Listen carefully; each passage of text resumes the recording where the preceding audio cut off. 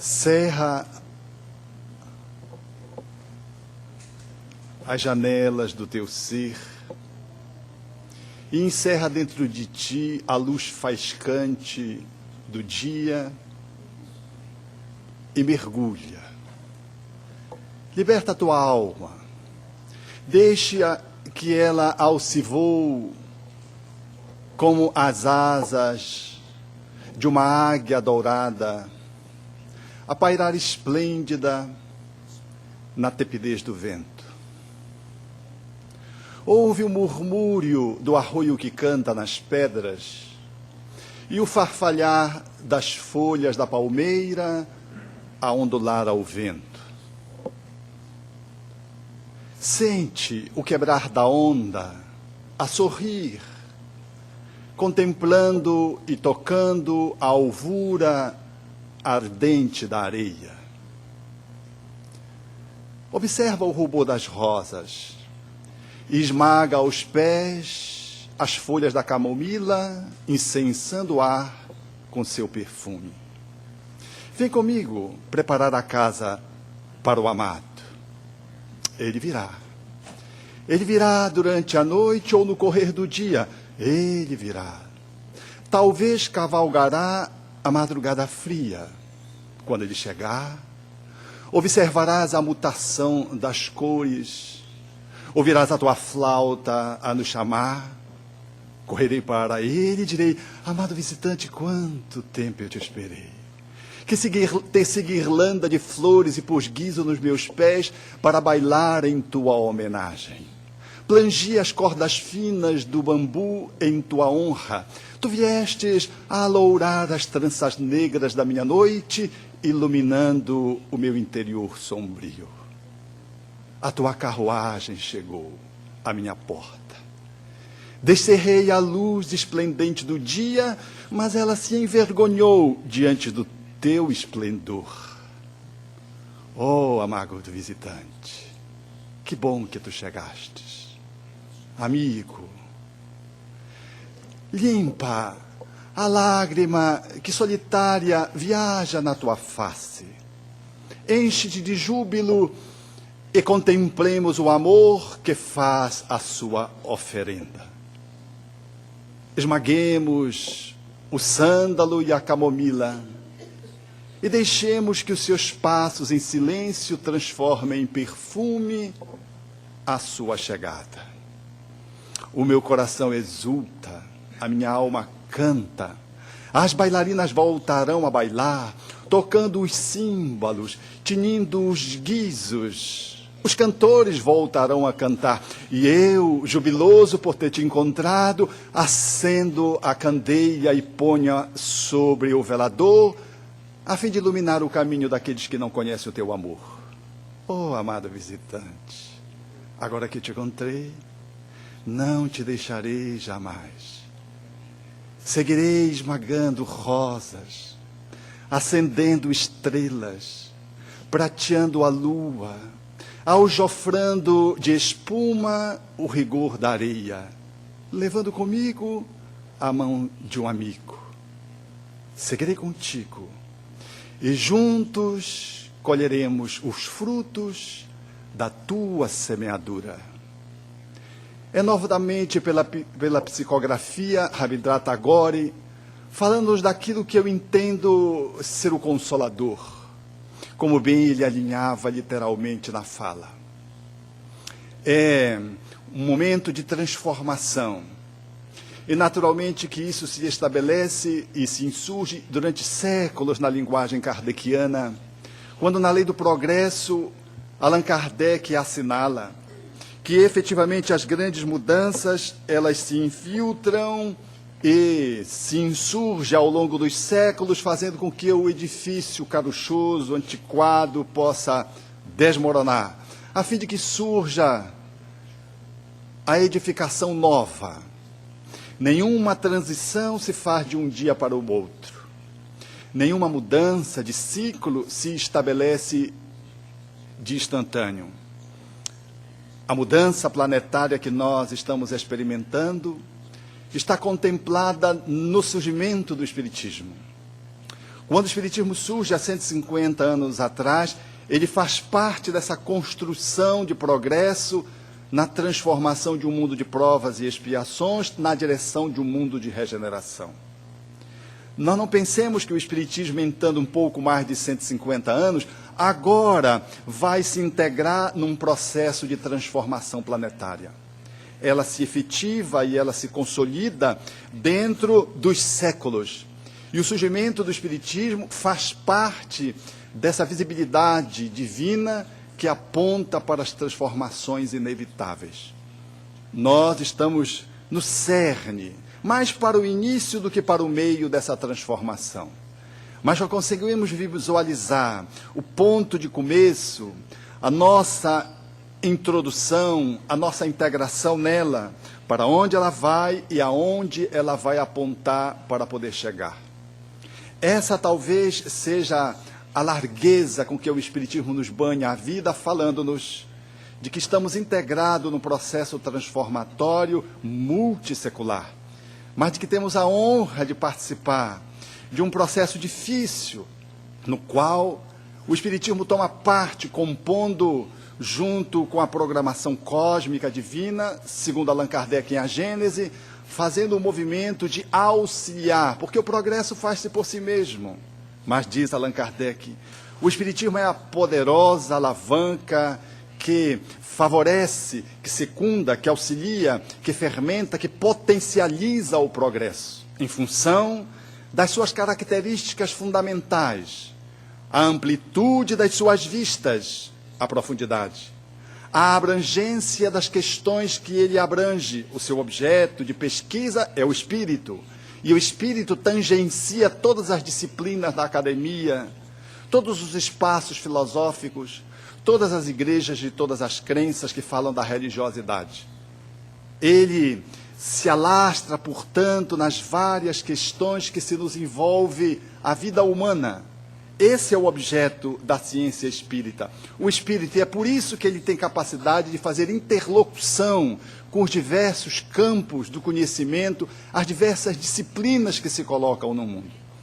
O Espiritismo faz assim, em função de se colocar não com uma doutrina que se faça arrogante, prepotente, em função de poder ocupar um lugar, excluindo a possibilidade do outro colocar-se ao lado. O Espiritismo não veio eliminar religiões, ciências, filosofias, nem tampouco excluir a arte. O Espiritismo, a sua força, está na capacidade que ele dispõe de poder fazer nexos, interconexões, interlocuções, interfaces, porque ele está centrado nas leis naturais da vida. E é por isso que ele fica à vontade para, nos vários ramos do conhecimento humano e de forma profunda, ampla, agenciar, potencializar, fermentar o progresso, fazendo esse espaço de encontro com aquilo que está posto enquanto a cultura no mundo. Também diz Allan Kardec que o Espiritismo tem essa força em razão do seu caráter progressista.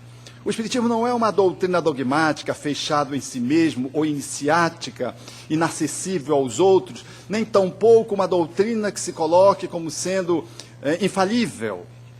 É verdade que os princípios espíritas continuam intocáveis, mas não há nenhum tipo de prepotência que possa nos colocar para olhar o Espiritismo dentro de um olhar que aponte para a arrogância, e de que o Espiritismo se enfeixe como sendo o proprietário da verdade e se encegueça para aquilo que o progresso proponha enquanto construção de verdade. O caráter progressista faz do Espiritismo caminhar com o progresso, para e passo. E quando a ciência revelar alguma verdade que se contrapõe a algum ponto em relação ao que o Espiritismo apresente, o Espiritismo abre mão nesse ponto e fica com a ciência. E toda a verdade nova revelada, o Espiritismo acompanha, ele incorpora. Esse é o poder progressista do Espiritismo, auxiliando a dinâmica do progresso da humanidade na transição planetária, segundo Allan Kardec em A Gênese. O quarto e último ponto, que nos fere de uma forma frontal e decisiva, é o seu poder moralizador. O Espiritismo não é uma doutrina que se esconda através dos ritos, que se esgueire através de princípios iniciáticos, que fique atrás dos símbolos apenas acessível a mentes privilegiadas. O Espiritismo, ele toca-nos de forma direta, tem-nos o ensejo de proporcionar-nos uma mudança interna, facultada através de uma conexão com a lei divina, vir a vis, face a face, nos permitindo assim fazer um processo revolucionário que é mais dentro do que fora. Fora é consequência. O poder moralizador do Espiritismo fala-nos, portanto, de uma ética que enseja um comportamento moral que evoca o Cristo de outrora, tão necessitado dos dias de hoje. Esses 4 pontos fazem do Espiritismo ter essa força nesse momento de transição para nos ensejar dar o voo evolutivo, para podermos fazer aquilo que devemos fazer nesse espaço de mundo que nos é conferido nessa encarnação. Todos temos um âmbito de atuação que nos é inerente, que nos é pertinente. Abrir mão desse espaço, desse lugar, é alienar-se, é abrir mão de si mesmo, é sair do concerto, é tocar uma nota desconcertante numa grande orquestração cósmica da qual nós, enquanto espiritistas, somos chamados a compor, seja no movimento espírita, seja do espiritismo dentro do contexto da sociedade. Essa antropologia espírita, portanto, nos dota dessa honra e, ao mesmo tempo, dessa responsabilidade, de ir sendo banhado por essa oferenda, que é o Consolador, oferecido por Deus ao nosso alcance, nós podemos fazer o melhor uso que nos é permitido fazer, fazermos a melhor incursão possível de ser feita a benefício de nós mesmos e do coletivo. Assim, quando a transição se estabelece, os nossos olhos ficam muito para fora. E há um processo de alienação do para dentro. E se é verdade que a cultura ocidental abre bem os olhos para poder fazer as suas pesquisas, utilizando o seu sensório e valendo-se do telescópio, do microscópio para superar as deficiências sensoriais, e acessa a verdade na academia, também o é verdade. Que o fechar dos olhos, daquele que mergulha dentro de si próprio nos processos meditativos, faz com que possamos acessar a verdade da qual nós somos parte. O mundo fora reflete o mundo dentro. O sábio não é aquele apenas que domina o mundo externo, porque ele pode fazer isso e jogar a bomba atômica com seu conhecimento. O sábio é aquele que consegue sincronizar essa conquista externa a partir dessa conquista interna, ou, se preferirem, dialeticamente fazer esse movimento de encontro e não de encontro. O movimento de autoencontro para efetivar-se o encontro com o outro. Então, no momento de transição, ninguém se sinta excluído deste ou daquele revés, desta situação problemática ou daquela expiação que compareça no nosso cotidiano, na nossa existência. Nós todos somos convidados a compor, portanto, a nossa história nessa encarnação, sabendo que não temos nenhum privilégio, temos a honra de termos recebido esse tesouro de valor inapreciável, ao qual deveremos multiplicar as suas bênçãos, as suas riquezas, compartilhando com tantas outras pessoas. É necessário, portanto, ter esse desenho de contexto nesse cenário de transição, para que não nos sintamos, de modo algum, privilegiados pelo divino, porque somos espíritas, ou porque somos trabalhadores espíritas, como se estivesse em regime de exclusão e como se estivéssemos fora das leis naturais, e o Criador tivesse que derrogá-las em função de que somos espíritas, ou que somos trabalhadores espíritas. Ao contrário, nós somos aqueles que deveremos dar o exemplo, inserido no contexto existencial, no momento de tanto desafio, e sendo desafiados notadamente por nós mesmos. Porque a maior dificuldade nossa no processo de transição não é enfrentar o vulcão, o terremoto, o tsunami, a violência externa, o de gelo, o aquecimento. Nosso maior desafio é enfrentar esses mesmos fenômenos que se estabelecem na nossa própria intimidade. Há tufões internos. Uma agressividade que brota qual se fosse um vulcão, nos ameaça a existência mediante a materialização dela como doença, explodindo as nossas veias num acidente vascular cerebral, por exemplo, em função de uma cólera reiteradamente cultivada. Um vulcão que extravasa suas lavas, ameaçando-nos a construção física. Há muitas placas tectônicas que se nos envolvem na intimidade, que precisamos lidar com ela. Nós não sabemos se levamos mão do medo, ou se nos assenhoreamos da agressividade para nos proteger do medo, ou se nós corremos para tentar salvar-nos de situações que nos sejam ameaçadoras. E é apenas o enfrentamento de um ente querido que se coloca à nossa frente e nos desafia o exercício da convivência conjugal. Ou um filho que se coloque de uma forma demasiadamente rebelde e que questione os nossos princípios, fazendo-nos valer, assim, uma possibilidade de poder olhar o quanto de paciência temos para caminhar com ele no processo educativo. E ficamos com medo de não dar conta, e ficamos com agressividade se a gente faz um processo de castração, de revide, de supressão, daquilo que é uma manifestação de alguém que testa a nossa competência de nos colocarmos no mundo. Aí está, dentro de nós mesmos, os fenômenos sísmicos estabelecidos silenciosamente. Às vezes, como se fosse uma epidemia que nos toma por inteiro, numa emocionalidade de tristeza que ameaça para um processo depressivo, tentando sitiar a nossa personalidade. E se não temos uma consciência, se não conseguimos fazer um processo de mergulho interno, se não conseguimos estabelecer esse movimento de autoapercebimento das nossas encrencas, dos nossos bolsões de miséria, nós não lograremos avançar muito, porque estaremos aprisionados num processo depressivo, moderado, leve ou grave, e que nos impede de fazer aquilo que precisamos fazer no mundo. Quantas vezes surge das entranhas do nosso oceano interno os tsunamis, falando das nossas subpersonalidades, dos nossos subegos. A reencarnação nos premia, dando-nos ensejo de perceber à luz do pensamento espírita, que quantas vezes nós estamos reagindo a partir de um canto da nossa personalidade, que emerge como se fosse um tsunami e parece que domina o nosso ser e nos impede de avançar. Manifesto através de um ciúme, através de uma fobia que surge de inopino, distante, do nada, e passa a nos impedir a movimentação. Ou uma síndrome do pânico, que nos encastela dentro de casa, mas nem dentro de casa nós nos conseguimos ficar seguros.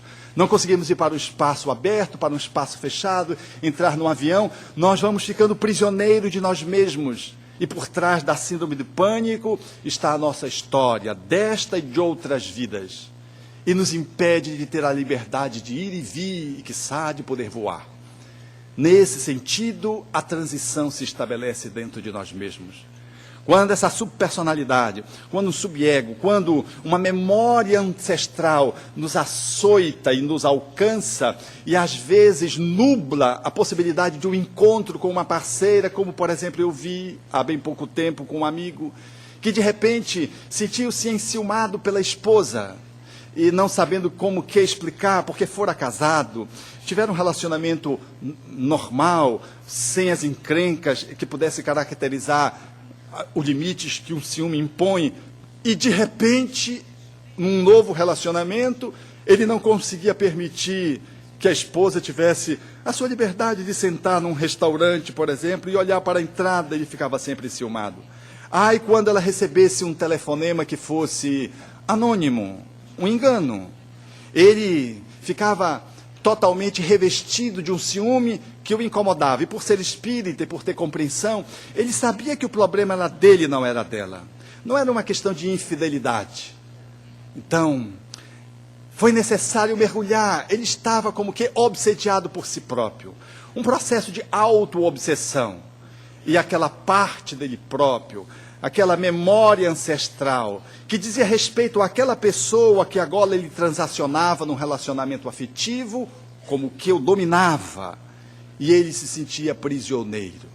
Vivendo na Inglaterra, ele se percebia como um oficial que coordenava os trabalhos da Armada Britânica, e lá, num dado instante, ele viu-se viúvo, e para atender às demandas sociais, acasalou-se com uma mulher mais jovem, de 28 anos. E na dinâmica da convivência, tendo 2 filhos, um de 29 e um de 22, ele foi percebendo que começou a surgir um relacionamento amoroso, que implicava num relacionamento amoroso, ou que era sugestivo de um relacionamento amoroso, entre o seu filho mais jovem e a sua parceira nova, que ele nem amava tanto. Aliás, ele nem amava, ele estava apenas por um contrato social para atender uma demanda pública. E, a um ponto, o processo foi agravando, ao ponto de o mordomo chegar e confessar-lhe que quando ele viajava, ele ou ela, um passava para o quarto do outro.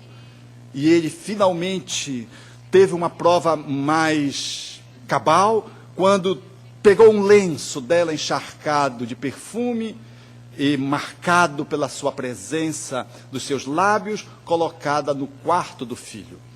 Ele pegou o lenço e, depois de todas as evidências, tomou do revólver, da espingarda, e chamou o filho, os 2 filhos. E ficou agora para constatar a verdade. Não foi muito difícil. O filho mais jovem, Stuart, logo lhe confessara que, de fato, ele estava muito apático. Ele queria seguir o curso na área de cuidar das pessoas, de medicina, e ele impunha a carreira militar.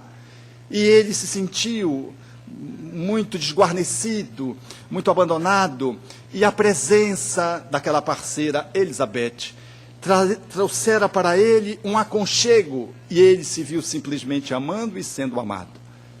Ele lança a mão da espingarda, ameaça-lhe atirar, mas o filho outro intervém, lembra da memória da mãe, e ele então atira numa pintura que desenhava a face do filho, atira-lhe no rosto, como nós fazemos habitualmente. Temos uma raiva de alguém e a gente desloca, coloca numa outra posição, quebra um prato para não quebrar a cara do outro. É muito comum, é um mecanismo de defesa que nós utilizamos. Às vezes a gente se aborrece no centro espírita com um companheiro que trabalha conosco, chega em casa e desforra na criança, que não tem nada a ver com isso. Às vezes é no trabalho o nosso problema, quando a gente volta para casa, desforra na esposa ou no esposo. E o problema não é com a esposa e com o esposo, é lá com o trabalho profissional. Assim, ele deserdou o filho. E o filho, então, veio para os Estados Unidos, à época, com a parceira nova, Elizabeth. E ele não conseguiu silenciar a sua dor, testemunhada publicamente, porque um grupo dizia: como este homem não lavou a honra matando os 2? E um outro grupo dizia: mas como este homem pode deserdar um filho? E o seu coração dizia que ele não poderia ter feito aquilo com o filho e tinha que perdoar. Porque a grande traição foi o filho, não foi a parceira, porque o filho ele amava. E ele se sentiu traído pela parceira. O tempo correu e o seu orgulho não lhe permitiu fazer um movimento de humildade pelas vias do perdão. Ele escreveu cartas, mas não enviou para o filho. Depois de 9 anos, ele adoece gravemente, como só acontece com as pessoas que estão nos braços da mágoa ou da culpabilidade. Gravemente ele adoece, falece, mas antes de falecer, ele entrega um baú para o filho mais velho, com todas as cartas que ele tinha escrito ao longo daqueles 9 anos. Desencarna e tem muita dificuldade de se adaptar no mundo espiritual por 2 anos que se seguem, até que o anjo protetor, a sua parceira, vem e o resgata para uma região espiritual.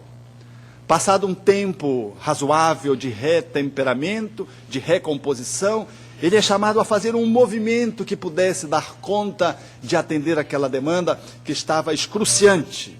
E a proposição foi uma proposição muito ousada, porque era para um militar, ele tinha que nascer mulher. E ele disse, mas como eu, um militar, nascendo mulher? É necessário nascer mulher. E ele veio para os Estados Unidos. E nasceu como a neta de Stuart. E o mais interessante é que o filho era apaixonado por ele. A gravidez foi difícil. O parto quase leva a criança ao óbito. E quando a criança nasceu, efetivamente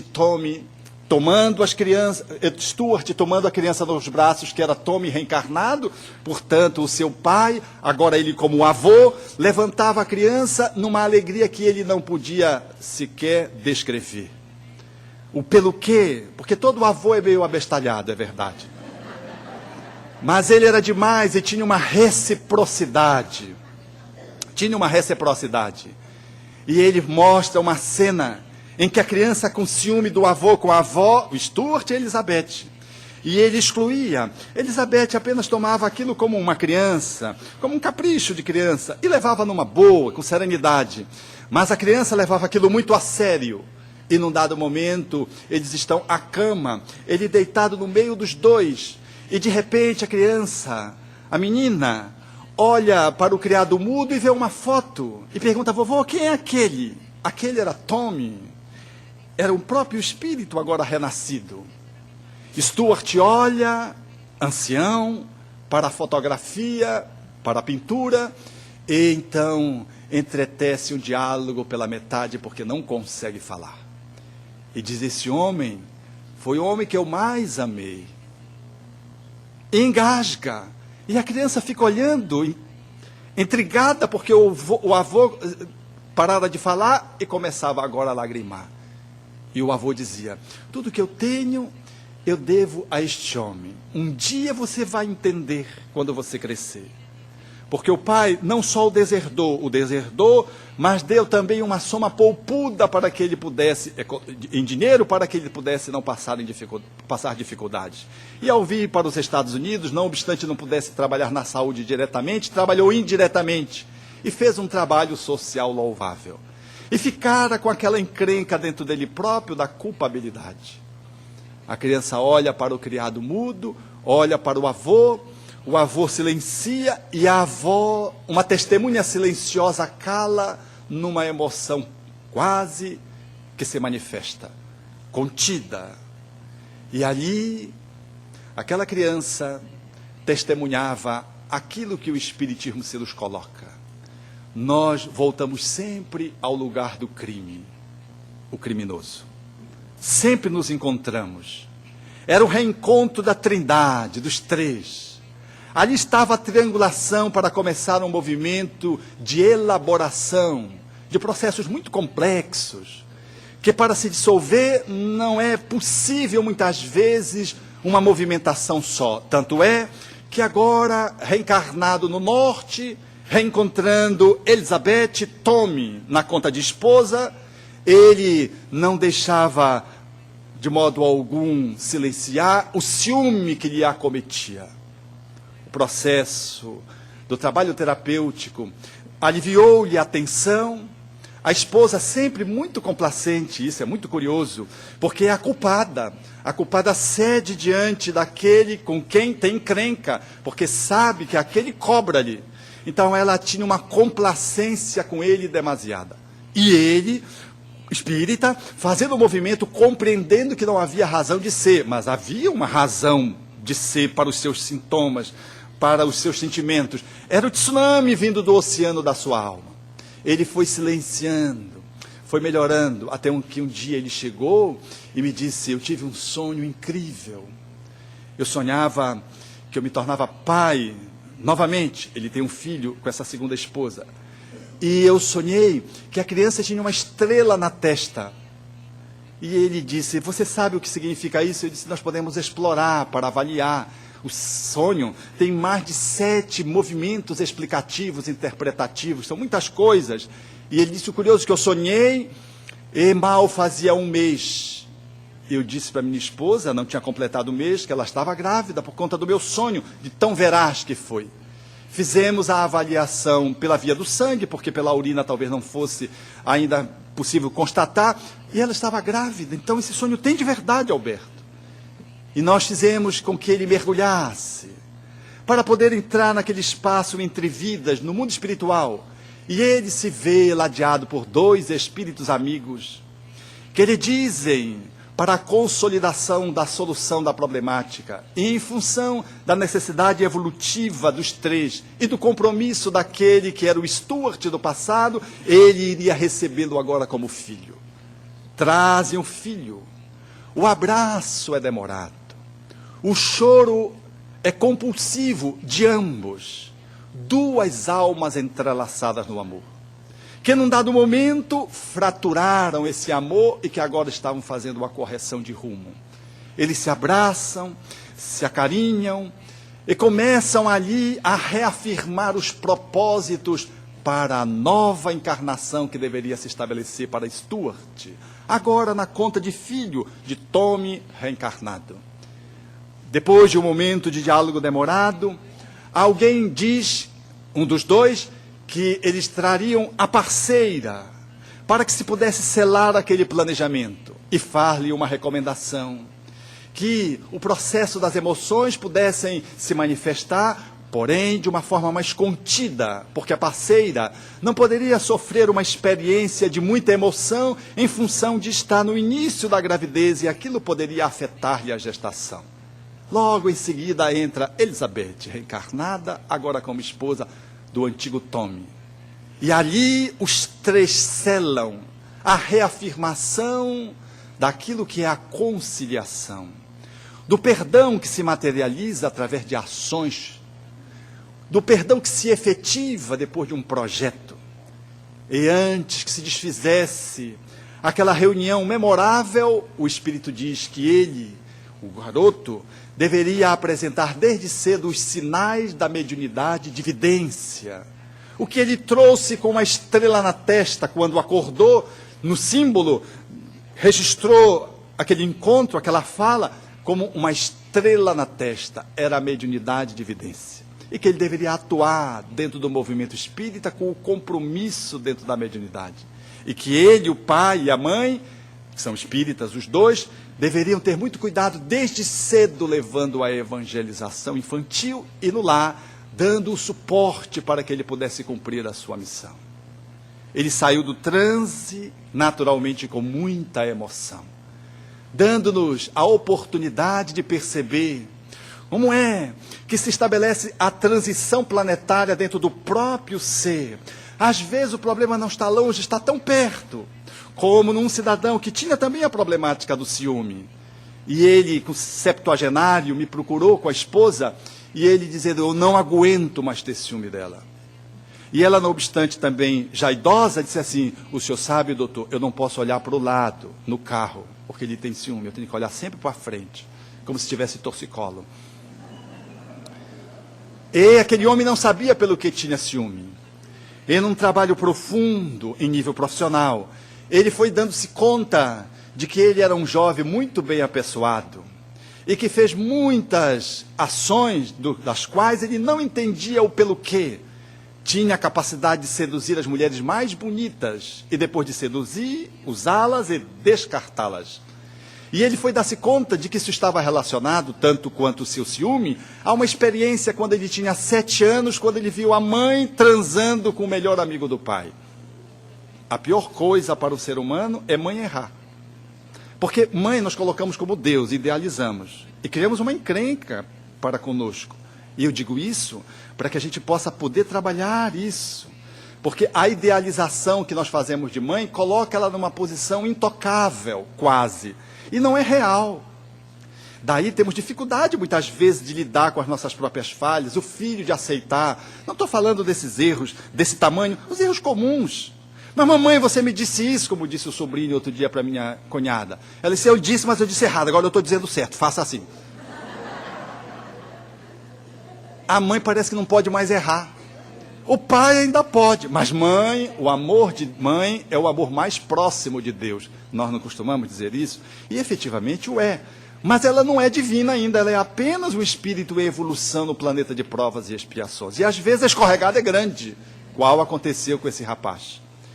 Ele não disse a ninguém, e como um mecanismo de autoproteção, como faria qualquer criança na sua condição, bloqueou, e aquilo ficou bloqueado. Mas ficou como se fosse o elemento radioativo de uma bomba atômica que na Hiroshima da sua vida tivesse lhe alcançado. A radiação se estabelecia, as consequências se perpetuaram nos seus dias que se seguiram. Não lembrava, mas a radiação estava lá, adulterando-lhe o comportamento amoroso com as mulheres. Ele se vingava das mulheres, porque não podia se vingar da mãe. Ele, de alguma forma, criou um problema com a relação do gênero. Ele, muito bem apessoado, com recursos econômicos e com um bom trato de sedução, era fácil conquistar as mulheres, que nenhuma lhe servia de obstáculo intransponível. E alcançar as mais belas, as mais difíceis, para ele, tinha o gosto de vitória, porque no fundo, ele estava fazendo ali o reencontro com sua mãe pelas vias da vingança. Até que um dia ele sentiu a necessidade de ser pai. E para ser pai, ele escolheu uma mulher feia. Pense numa mulher feia. Pense mais. Porque eu vi, ela estava na minha frente. Beleza e feiura é subjetivo, eu sei. Mas no conceito nortista, aquela mulher não era feia, era horrorível. Ela era realmente muito feia. Ele usou essa estratégia para poder se defender. Casou-se com uma mulher bem feia para não ser traído, mas ele não sabia por quê. Porque a traição estava escondida. Era ainda o efeito radioativo de uma traição não superada numa criança. Aos poucos, o processo foi começando a incomodar não só ela, mas foi devorando-lhe. A imagem que os espíritos utilizam para tratar essa questão com Allan Kardec, em O Livro dos Espíritos, é que é um verme roedor, vai nos corroendo por dentro o ciúme. E agora, então, ele buscava a psicoterapia como uma alternativa de apoio para trabalhar uma parte dele que dominou-lhe a vida por quase 70 anos, 7 décadas. A nossa vida, caríssimos amigos, muitas vezes não está na nossa mão. Ela está num pedaço da gente. Porque não conseguimos administrar a transição planetária, como diria Fridtjof Capra, numa imagem que eu considero muito bela, quando ele diz que o teu corpo é a tua terra. Nós habitamos essa terra que nos é concedida. Mas com a visão espiritista, nós somos um ser que nos vestimos dessa terra.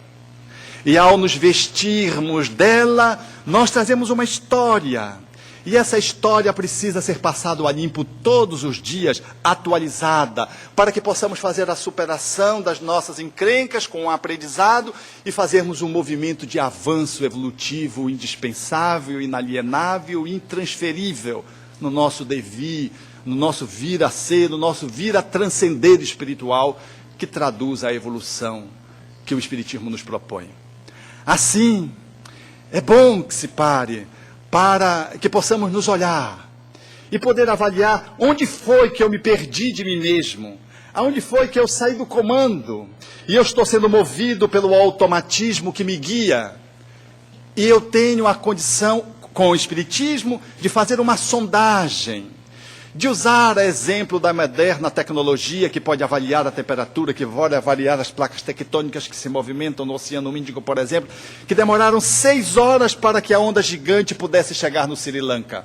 Eu tenho a possibilidade de identificar isso. Porque se os animais têm no Sri Lanka, nenhum paquiderme, nenhum elefante morreu. Eles ficaram inquietos, e os nativos, sabendo que há uma sabedoria na natureza, em percebendo que os elefantes que eles usavam para atender os turistas nas praias estavam inquietos, estavam agressivos e faziam um movimento de abandono daquela região, eles seguiram o elefante. E os elefantes foram para os lugares mais altos e nenhum elefante foi devorado por nenhuma onda gigante. Não obstante, o habitat daqueles elefantes sejam a praia, porque eles servem aos turistas, atendendo à subsistência dos nativos. Há um chipzinho colocado na natureza em cada ser na sua posição evolutiva, em todos os reinos. Então nós trazemos esse chip dentro de nós mesmos. É que nós nos perdemos de nós mesmos, nós nos desconectamos, e regido pelo ego, aquilo que coordena a nossa vida psicológica nessa existência, regido por uma parte de nós que não tem o poder para poder reger os nossos passos, nós fizemos a maior desconexão que o ser humano pode fazer. A maior traição que nós podemos elaborar é romper conosco mesmo, das nossas entranhas. É tirar a essencialidade da nossa existencialidade. É sair do lugar sagrado que somos para ficarmos apenas na superficialidade humana. Achamos que somos seres humanos fazendo uma viagem dentro do espiritismo, uma viagem espiritual dentro do espiritismo. E não como o espiritismo nos diz, de que nós somos espíritos fazendo uma viagem humana. É ao contrário. E como espíritos fazendo uma viagem humana, o nosso ascendente é espiritual, porque nós pré-existimos ao corpo, coexistimos com o corpo numa relação de imanência com ele e os transcenderemos o corpo quando houver a desencarnação. Esse olhar da nossa essencialidade em relação ao nosso ego foi, na verdade, o paraíso perdido. Nós nos perdemos do paraíso que não está em lugar nenhum, está onde você está. Essa ruptura do reino, da plenitude na linguagem psicológica, do reino na linguagem evangélica, desse ato de estar conectado com o divino, a partir desse processo de sintonia interna com as leis cósmicas, somente possível a partir do sagrado que somos, nós nos desconectamos, perdemos a nossa inteireza, nos fragmentamos, ficamos em nível de ego, e nos comportamos, às vezes, como se fôssemos um homem igual aos outros os homens que estamos na Terra. Egoicamente, egoisticamente, orgulhosamente, prepotentemente, como se fôssemos morrer. Nos agarramos às coisas e somos vitimados por essa desconexão e tentamos nos agarrar como um náufrago que perdeu a direção do rumo, se agarra a uma tábua, se agarra a um bote, se agarra a um pedaço de alguma coisa, como se isso nos desse segurança. A única segurança real e estabilidade que temos é quando estamos conectados dentro de nós mesmos, porque nem a morte será capaz de nos abalar profundamente.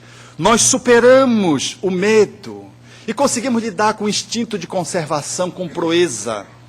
Quando o algoz teme estabelecer a execução de Saulo de Tarso, ou o prisioneiro diz que quisera eu ser o prisioneiro do Cristo. O prisioneiro era Saulo, mas quem estava numa posição de aprisionamento era o carcereiro. Porque aquele que estava encarcerado estava livre. Ninguém me moleste, dizia Saulo. Eu trago as marcas do Cristo. Quando ele volta para Jerusalém, depois de viver 6 anos, 3 no deserto, 3 na sua cidade, em processo de reflexão, de meditação, de estudo, de acrisolamento, porque sair de Saulo o grande para ser Paulo o pequeno, não é uma viagem que se faça de um dia. E um espírito de escola, que reencarnou com uma tarefa muito bem definida, precisou de 6 anos de reflexão, de introspecção, de mergulho próprio, para poder conectar-se com o Cristo interno. E depois que ele o faz, agora de uma forma mais destemida, porém mais serena, ele avança para o testemunho. E começa por Jerusalém, na cidade qual, aqueles que eram os seus compartícipes, seus contemporâneos de cristandade, ficariam muito ressabiados, muito desconfiados. E toda a cultura da época haveria de poder jogar nele aquilo que era o seu despeito contra a doutrina nova que surgia. E ele diria: escarrai, cuspi-me em mim, açoitai-me, porque eu já construí um santuário íntimo às vossas mãos, no qual Jesus há de reinar para sempre. E ele diria mais tarde: ninguém me moleste, eu trago as marcas do Cristo. Já não sou eu mais quem vive, é Cristo que vive em mim. Ele tinha se reconectado. E a partir dessa reconexão, nada poderia detê-lo, nada poderia ameaçá-lo, nada poderia limitá-lo na sua movimentação. Naturalmente que nós não somos um Paulo de Tarso, mas somos espíritos que trazemos um potencial de crescimento, um nível de consciência, uma expressão evolutiva capaz de fazermos o que precisamos fazer no lugar onde estamos. A começar por nós mesmos. Porque se essa reconexão se dá, ainda que tudo em torno de nós pulule na violência, na agressão e na aflição, nós teremos o lugar para sentir paz, o lugar onde estivermos. Porque teremos nutrido paz na nossa própria intimidade. Mas isso só é possível se conseguirmos dar conta de fazermos essa movimentação. E aí nós conseguiremos transformar a carência de uma infância mal nutrida, fazendo um movimento de abundância através da nutrição desse ego a partir do Cristo interno, do Atma na linguagem hinduísta, do Buda interno na linguagem budista. Todas as tradições trazem a marca do divino, do espírito na linguagem kardeciana, da centelha que somos. Nós temos essa claridade interna feita de amor que pode se expressar quando damos conta de poder conectá-la com o nosso ego. Mas se insistirmos em fazermos essa desconexão, fica o ego como se fosse a cúpula de um abajur. E a luz que está dentro não consegue ultrapassar. E nós procuramos nos apoiar nas coisas externas, a começar pelo corpo. Nos fixamos no corpo e fazemos do corpo o nosso espaço de proteção para as nossas próprias dores. Se fomos violados sexualmente na infância, ganhamos peso, porque não há melhor forma de se proteger da sedução do que engordar demasiadamente. Usamos o corpo para nos proteger da agressividade do mundo, tornamos mais definhado, enfraquecemos o nosso corpo, começamos a adoecer como uma estratégia de sobreviver, porque doentes todos terão pena de mim, e eu poderei me abastecer do amor de que eu careço, que foi originário lá da minha mãe. Mas a minha mãe deu o que ela podia dar, o meu pai me deu o que ele podia dar. E eu não posso agora retroagir e buscar da minha mãe esse processo de recuperação. Eu tenho que me maternar, eu tenho que me assumir. E eu só posso fazê-lo se eu puder fazer essa reconexão interna. Mas se eu não faço, eu busco no outro. Então a doença é a minha forma de chegar no outro. A minha posição de vitimização é o jeito que eu encontro para dizer que você precisa me acarinhar, você precisa me proteger, você precisa me ouvir, você precisa estar ao meu lado, porque eu sou uma vítima do mundo. Eu vou escolhendo, portanto, alternativas para poder lidar com o mundo. Às vezes o meu corpo, eu passo 4 horas numa academia, vejo isso muito no Brasil, frequentando a academia, que as pessoas passam 4 horas, algumas na academia, todos os dias, para se fazer um exercício regular. 3 vezes a academia é o suficiente, se você não faz um outro esporte, ter uma outra atividade. 3 vezes, 4 horas por dia. Vive aquilo que a psiquiatria chamam da vigorexia, a patologia do vigor. Nós queremos colocar no corpo a necessidade de podermos ser alguém. Parece que nós não somos nada se não tivermos uma hipertrofia muscular. Entramos pelo viés da fisiculturismo. O fisiculturismo fica a serviço de um ser que está ausente de si mesmo, porque é alguém que se desconectou. Então o corpo belo. As mulheres não se cansam de ficar torneadas, como se diz no Brasil, saradas. Mais do que saradas, elas tomam bomba, hormônio, para que a sua musculatura possa ficar com os contornos, com um design que esteja em conta, de acordo com a cultura da beleza construída nesses dias. Exploradas por aqueles dos laboratórios que passam esse tipo de medicação a fim de criar uma artificialidade de saúde num corpo. E elas estão saradas por fora, mas mendigas por dentro. Eles estão belos por fora, com o abdômen tampinho, ou seja, todos os músculos torneados, delimitados, que você pode fazer um estudo da anatomia com precisão. No entanto, a alma falece. São homens que têm os ombros largos para compensar a alma que está vazia. Ela se esvaziou. A argamassa muscular, ela funciona como uma armadura de autoproteção. A pessoa, ela hipertrofia num ponto, fazendo contraponto com aquele do qual ela tem carência. Então, criam os estereótipos construídos aqui nos Estados Unidos. O Rambo, o Hulk, o Exterminador do Futuro 1, 2, 3, 4, e assim vai. Porque não basta ter um exterminador, ele não dá conta. E a pessoa vai e põe no corpo o que falece no espírito. É mais uma vez o ego buscando o corpo. Quando não busca o corpo, busca o status, o prestígio, a condecoração, a roupa, o carro, o dinheiro, para tentar se colocar no mundo. Se o corpo não lhe favoreceu, porque antes de reencarnarmos, às vezes a beleza física nos é uma ameaça. Então a gente pede para vir horroroso que dói. Como mecanismo de autoproteção, porque senão a gente vai de novo perder a encarnação. Se feio, a gente ainda corre risco. Porque traz o magnetismo do passado. Imagina, Belo, a gente pede para vir feio. Ou os espíritos amigos nos impõem uma limitação, como está, por exemplo, no livro Os Mensageiros, de André Luiz.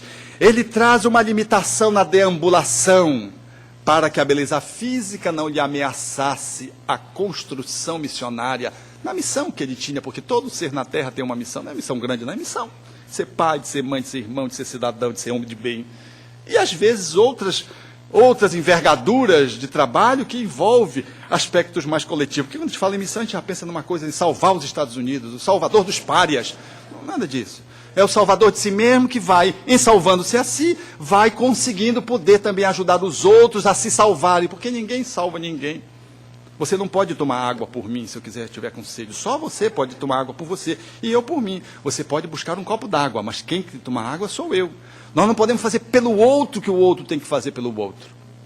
Assim, muitas vezes nós usamos então o status para tentar nos defender quando o corpo não é a nossa escolha de autoproteção para poder tapear, remediar, paliar a nossa encrenca profunda, o nosso adoecimento existencial profundo, porque nós vivemos uma crise existencial, uma crise de transcendência.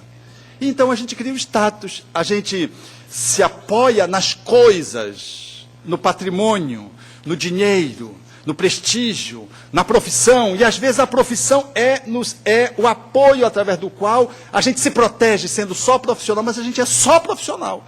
Você vai ver a vida daquela pessoa é uma miserabilidade nos outros cantos.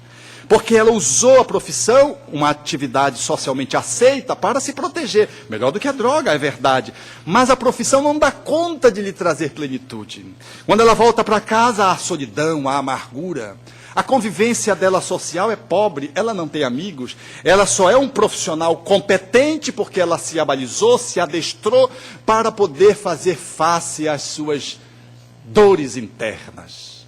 Quando eu vejo um aluno só nota 10, eu fico perguntando o que está por trás desse aluno que só tem nota 10 na sala de aula. Porque não é normal tirar só 10. Salvo se seja um gênio. Eu gosto do aluno 7,5. Tira um 10, mas às vezes tira um 5. Porque quando a gente é demais, às vezes é um mecanismo de compensação para aquilo que é de menos. E o de menos, às vezes, é o essencial. Então, às vezes nós conseguimos fazer isso com muita competência para tentar lidar, paliando com as nossas dores internas. Mas as dores continuam. É por isso que tem uma crise social, sociocultural. É por isso que as pessoas elas não conseguem ocupar o seu espaço profissional, o seu espaço comunitário, o seu espaço na relação de amigos com profundidade, com densidade, com amorosidade. Porque falta o Cristo interno e sobra ego. E aí há um descompasso. Eu vi semana passada, estava participando do congresso em Goiânia, e vi um gesto raro. Eu estava sentado à entrada do hotel e começou a chover com uma ventania. E eu vi uma senhora atravessando a rua com dificuldade, o vento estava muito forte. E ela, naturalmente, sendo molhada porque não estava apoiada em nenhum guarda-chuvas. E ela veio, atravessou a rua e veio e se postou próximo da entrada do hotel, que tinha ali a sua marquise. E o segurança saiu, a porta automática abriu, e ele disse: senhora, entre. Eu achei aquilo de uma delicadeza, porque segurança nenhuma faz isso num hotel. A senhora estava assim, vestida de uma forma simples, não era uma pobre, não era uma miserável, era uma pobre. Não era uma mendiga, era uma senhora simples, bem simples pelo seu trajar, pela sua chinelinha. Ela entrou toda molhadinha, parece um pintinho molhado, ficou ali. Aí ele se afastou, porque ele veio, a viu, deu o comando para que ela entrasse, fez o convite, depois voltou para a posição dele mais recuadamente. Eu chamei e disse: sente. E aí ela ficou assim meio incomodada. E aí o segurança veio, ele não viu e não ouviu o que eu falei, porque eu estava com um amigo, ela estava próxima de mim. Ele veio e disse assim: sente. Era um sofá de curvim. Sente. Aí complementou: sente que depois eu mando alguém passar um pano para limpar da água. Gente, aquilo me emocionou. Nós somos capazes hoje de nos emocionar com aquilo que deveria ser o normal. É a excepcionalidade. Eu fiquei olhando aquele segurança e digo: eu não estou vendo o que eu estou vendo. Isso não existe.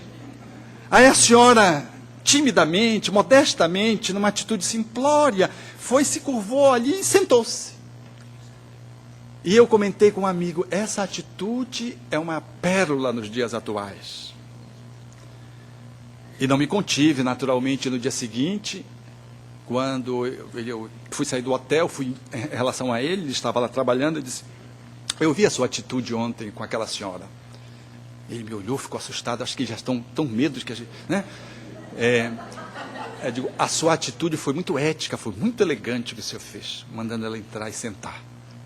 Eu quero dizer que foi emocionante o seu comportamento. Aí ele me olhou, sorriu e disse assim: a gente tem que tratar as pessoas assim.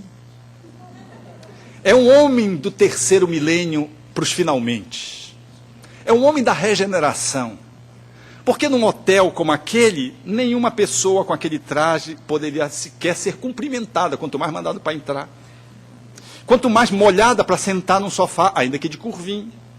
Muito menos ter uma explicação: sente, porque eu vou mandar enxugar depois. Eu sei porque você não está querendo sentar. Esse é o ser simples, que está cumprindo a sua missão no mundo. A missão dele não é ser o dono do hotel e multiplicar a cadeia, é poder ser o melhor segurança que ele pode ser, desempenhando a sua função. Eu trabalho numa empresa grupal que trabalha as emoções, o crescimento através dos grupos. E estávamos passando uma dificuldade financeira e precisávamos fazer um remanejamento de lugar e de parceiros de trabalho, que eram os nossos funcionários. E eu vi a nossa companheira que trabalha nos serviços gerais dizer: a minha maior alegria seria se a minha filha um dia pudesse me substituir. Ela se sentindo honrada com aquela atividade, que no Brasil é uma atividade humilhante. Não aqui nos Estados Unidos, mas no Brasil é desqualificadora. As pessoas tratam muito mal as pessoas que fazem os serviços gerais. Mas ela fazia o serviço com tanta competência e com tanto amor que ela colocava, que ela emprestava a sua profissão à sua missão profissional.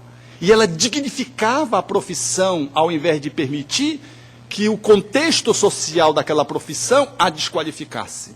O mecanismo era o inverso, e ao ponto dela desejar para que a filha um dia pudesse fazer o que ela estava fazendo. Ela era tão especial que quando nós fizemos o remanejamento, logo as pessoas que participavam nos grupos contrataram-na para ganhar economicamente muito mais do que ela ganhava quando estava conosco. É assim quando estamos conectados. A vida nos leva e nos conduz para onde nós precisamos chegar. O problema é se a gente encalha na margem do rio, se afastando do leito, aonde corre o canal. Aonde corre o canal é a lei de amor. O canal é o Cristo interno. Enquanto nós não nos aprumamos no canal, nós não fluímos no ritmo da vida. E vamos escorregando aqui para acolá, e quando a gente menos se dá conta, a gente encalha num banco de areia, a gente encalha numa margem, e fica ali contemplando o mundo num processo de miserabilidade evolutiva. E reclamamos dos outros porque nós encalhamos, reclamamos dos outros porque não dá certo, e acha que tudo não nos serve. Ora, a vida nos dá mediante efeito eco. O que a gente dá para a vida nos devolve. Se a gente está conectado internamente, nós saberemos identificar qual é a nossa posição no mundo. Não precisaremos nos esconder atrás do corpo, atrás dos papéis sociais, atrás de atitudes que muitas vezes nos defendem dos outros. Há pessoas que você não consegue se aproximar, elas são tão agressivas que você tem medo de se aproximar delas. E há pessoas que são tão tristonhas que quando elas olham para você, você tem medo de ser contaminado por ela. Porque quando ela vai assim, nunca está bem. E ela diz, que tal? Hoje é domingo, mas amanhã é segunda-feira. Quer dizer, se ela não pode chorar pelo hoje, ela chora pelo amanhã. Se não pode chorar chora pelo passado. Sempre ela chora. Essa não está fixada no corpo, não está escondida atrás das máscaras sociais, ela está com o seu comportamento. Há pessoas que são demasiadamente na convivência social e que expressam essa desconexão através da avareza, na forma como lidam com você, através do ciúme, da sua insegurança, da sua desconfiança, pessoas que são sempre desconfiadas, pessoas perfeccionistas, que conviver com elas é muito difícil. Se a gente se desconecta do interior, o nosso Alírio colocou ontem isso, né? Nós tentamos fazer perfeitamente aquilo que não pode ser perfeitamente feito. A gente faz, então, num perfeccionismo barato, numa tentativa de compensar nossa desconexão interna. E agimos a partir de um ponto da nossa alma culposa. Aí a gente quer limpar. Eu me lembro de uma senhora que eu me hospedava na casa dela, no Brasil, e eu tinha muita dificuldade de entrar até pela cozinha, porque a cozinha era tão branca, era tão limpa, estava tudo tão no lugar, que eu não tinha lugar naquela cozinha. Então eu ia com cuidado, eu tinha dificuldade de tomar um copo d'água, porque eu não ia saber como é que eu ia fazer com o copo. Porque se eu deixasse o copo, não tinha lugar para o copo. Se eu lavasse o copo, eu não conseguiria lavar o copo como ela lava o copo. Então era melhor ficar com sede. São pessoas que nos sufocam, porque nos impedem de viver a normalidade. São pessoas perfeccionistas.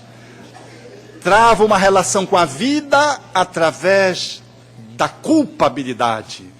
E tentam compensar isso num esforço sincero, é verdade, mas é precário porque lhes faz gastar uma energia demasiada e elas atrapalham-se na relação com os outros porque elas não conseguem ter uma relação efetiva com os outros, muito menos afetiva. É sempre traumática, é sempre difícil. Quando nós estamos só no nível do ego, é muito difícil nós nos relacionarmos saudavelmente. Aliás, se estamos desconectados, nós nunca conseguimos nos relacionar saudavelmente. Há pessoas que, para afirmar a sua insegurança, tentam instalar a segurança no outro. Vocês conhecem esse tipo, pelo menos tem no Brasil, não sei se tem aqui. Olhou para o outro, começa a ver defeitos. Não, você não está bem. Mas você está acabado hoje, hein? Quer dizer, a pessoa emagrece, está acabado. Se a pessoa engorda, olha o coração, hein? Quer dizer, não tem jeito. Eu tinha um amigo que era assim, ele ia, olhava o resultado das notas no quadro, via quem tinha tirado nota baixa, para dizer para a pessoa que ela tinha tirado nota baixa. Então, se ele se aproximava de você, você ficava com medo, porque você já sabia que tinha tirado nota baixa. Porque ele não escolhia as notas boas. Então, há pessoas que se afirmam, não crescendo, elas querem diminuir os outros. A estratégia de sobrevivência psicológica egóica é diminuir os outros. São espíritos orgulhosos, e todo orgulhoso é um inseguro, e todo egoísta é um faminto. E tenta compensar comendo, ampliando, somando. O orgulhoso é um fraco que se defende através de várias estratégias para tentar acobertar a sua própria fragilidade. Então, esse amigo, ele não dava as notícias boas. Há pessoas que não suportam dar notícias boas, porque elas parecem que ficam menores, então elas gostam de dar a notícia ruim. Olha, realmente você não passou no concurso. São pessoas mal amadas, que se afirmam tentando derrubar os outros. São estratégias, mas aquele que se reconecta consigo próprio encontrou-se a si mesmo. Agora, alinhado, faz a conexão com Cristo. Porque conectar-se com Cristo pela uma oração egóica é uma vã tentativa. A nossa conexão com o Pai, com Cristo, quando oramos, é quando nós conseguimos falar a partir desse canto da nossa alma, desse espaço sacralizado que é o nosso ser mais profundo, desse espaço de transcendência que somos, da centelha que somos. Não foi sem razão que Jesus disse: Deus é espírito e verdade, importa que os seus adoradores o adorem em espírito e verdade. E Moisés dissera que Deus criou os homens à sua imagem e semelhança. Nós invertemos a posição, nós criamos Deus à nossa imagem. Mas a proposta bíblica, no seu sentido simbológico, é de que Deus nos criou à sua imagem, ou seja, nós somos a essência do divino. E se Deus é espírito, nós somos espírito. E se Deus é claridade, nós somos claridade. E se Deus é verdade, nós somos verdade. Então o culto ao divino fala, portanto, dessa relação intrínseca conosco mesmo. E quando eu oro, eu o faço a partir desse lugar de mim mesmo, eu então faço uma conexão cósmica. A minha oração, ela tem um outro valor, ela tem um outro quanto, ela tem uma outra qualidade, ela tem um incremento, porque é uma relação de espírito para espírito. Não é uma oração das esquinas das ruas, dos fariseus, que falavam para ser vistos. Não era uma oração da multiplicidade de palavras.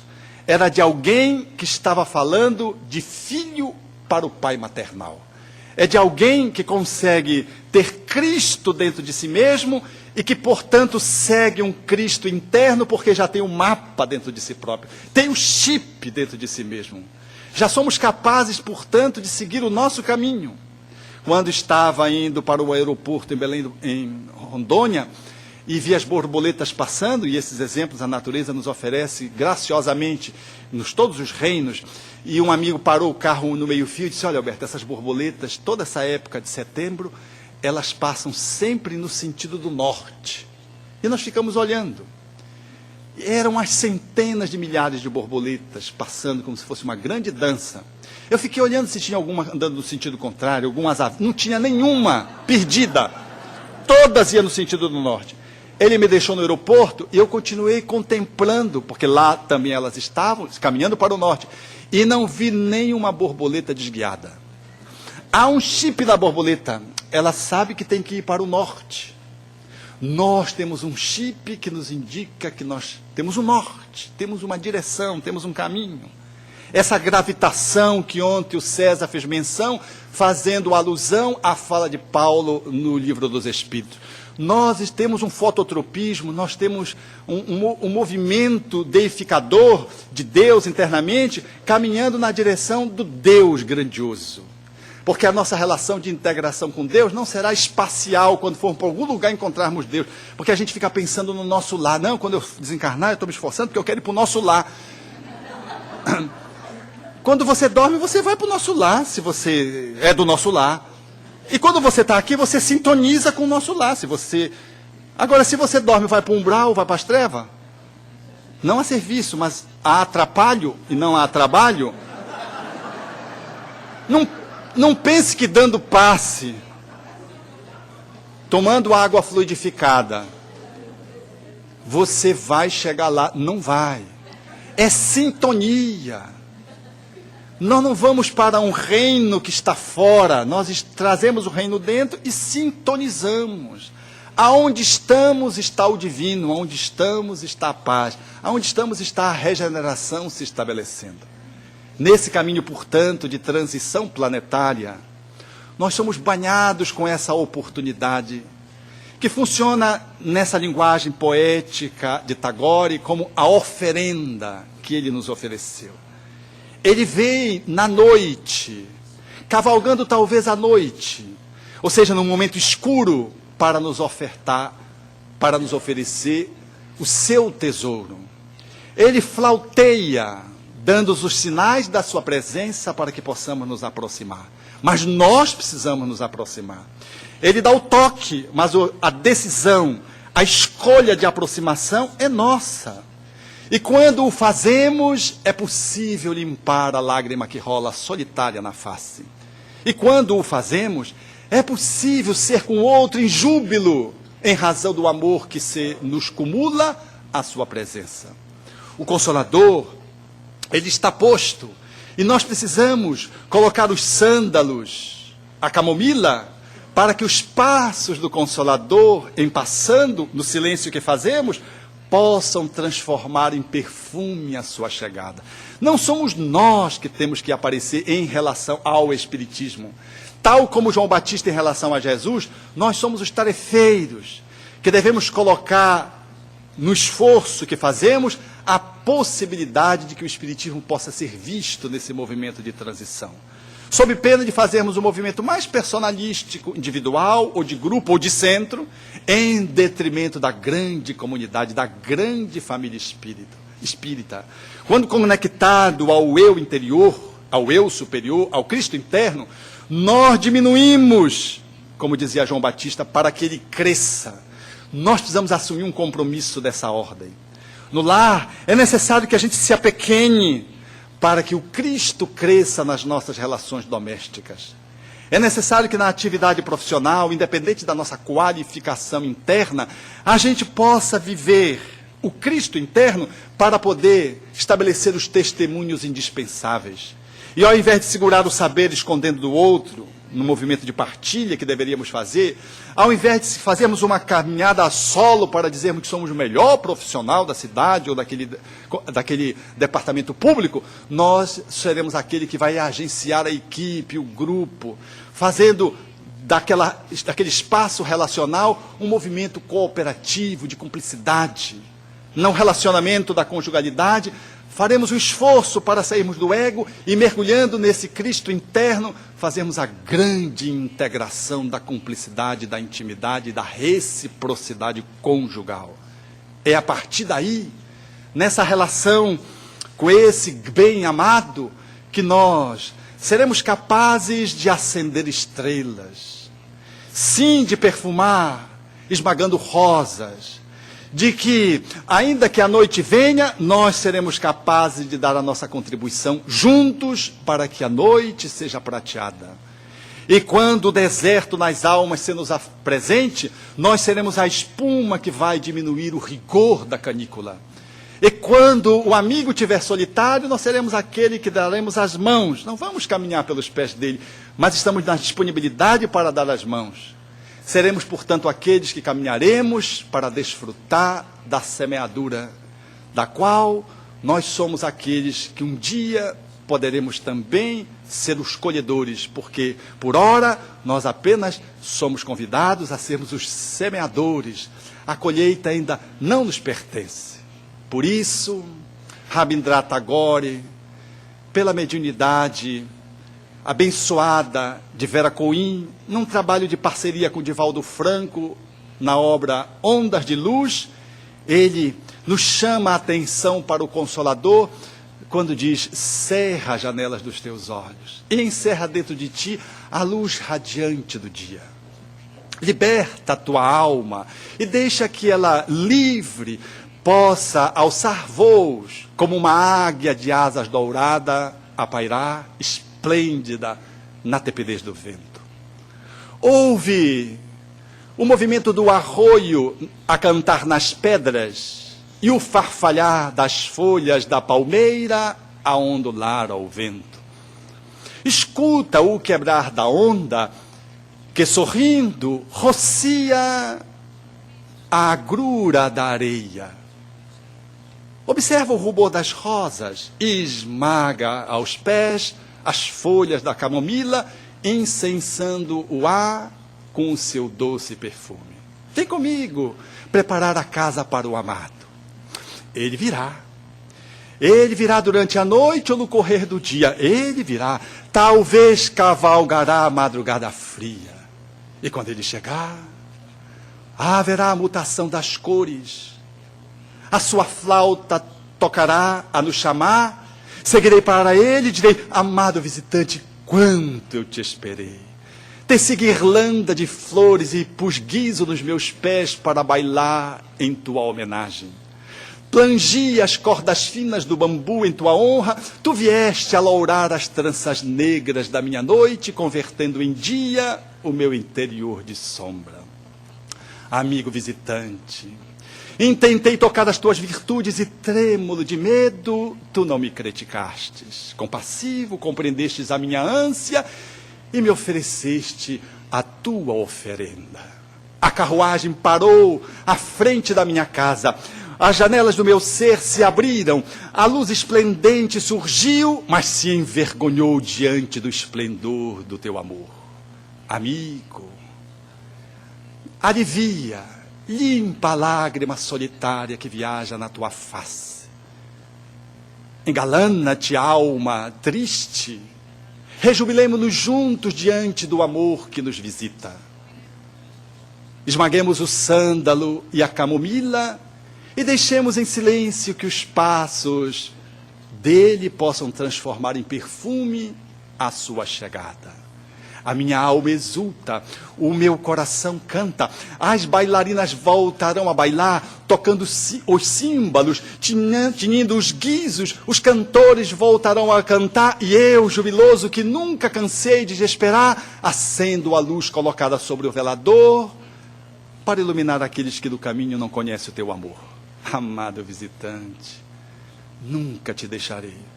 Agora que eu te encontrei, seguirei contigo, esmagando rosas, acendendo estrelas, prateando a noite, diminuindo a agrura da areia, rociando com as minhas espumas. Levarei com a mão um amigo, e juntos seguiremos contigo, desfrutando da tua semeadura. Obrigado.